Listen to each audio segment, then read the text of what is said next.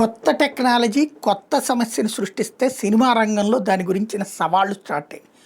ఎప్పుడో మనకి ఆ స్వాతి ముత్యం మళ్ళీ ఎవడన్నా తీయగలుగుతాడా?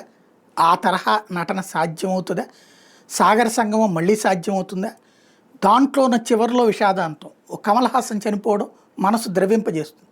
అదే కమల్ హాసన్ ఇప్పుడు ఇవాళ ఉన్న ఆర్టిఫిషియల్ ఇంటెలిజెన్స్తో ఆ కమల్ హాసన్ బతికున్నట్టు కథని మార్చేసి పెడితే ప్రజలు దీన్ని అంగీకరిస్తారా? అంటే ఇప్పుడు ఆ ట్రైల్ వేయడం ప్రారంభమైందట. దానిని ఇప్పుడు తప్పుబడుతున్నాడు ధనుష్. జాన్ జువా అనే హిందీ సినిమాలో ధనుష్ హీరో, సోనం కపూర్ హీరోయిన్.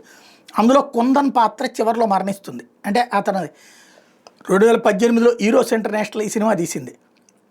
అప్పుడు డైరెక్టర్ ఆనంద్ రాయ్.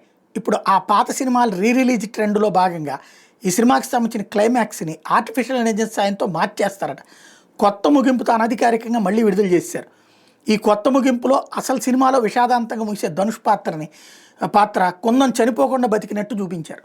దీంతో ధనుష్ తీవ్ర ఆగ్రహం వ్యక్తం చేశాడు. ఇలాంటి చేసేటప్పుడు నాకు చెప్పకుండా చేస్తే ఎట్లా అన్నటువంటి పాయింట్ రైజ్ చేసుకొచ్చాడు. నేను అంగీకరించిన కథ ఇది కాదు కదా, మరి అట్లాంటప్పుడు అనుమతి లేకుండా ఎలా క్లైమాక్స్ మారుస్తారని ధనుష్ ప్రశ్నించాడు. అయితే దీని మీద పబ్లిక్లో రెస్పాన్స్ రెండు రకాలుగానే ఉంది. సినిమా అంటేనే క్రియేటివ్ వర్క్, ఈసారి ఇంకొత్తగా ట్రై చేశారు, తప్పే ఉంది, అదే వాళ్ళ డబ్బులు పెట్టినప్పుడు అన్నటువంటి వ్యాఖ్యలు వాళ్ళు చేస్తుంటే, మరొక వైపున ఇటు సోనం కపూర్ కూడా వ్యతిరేకించడం అన్నటువంటిది కీ పాయింట్ అయింది.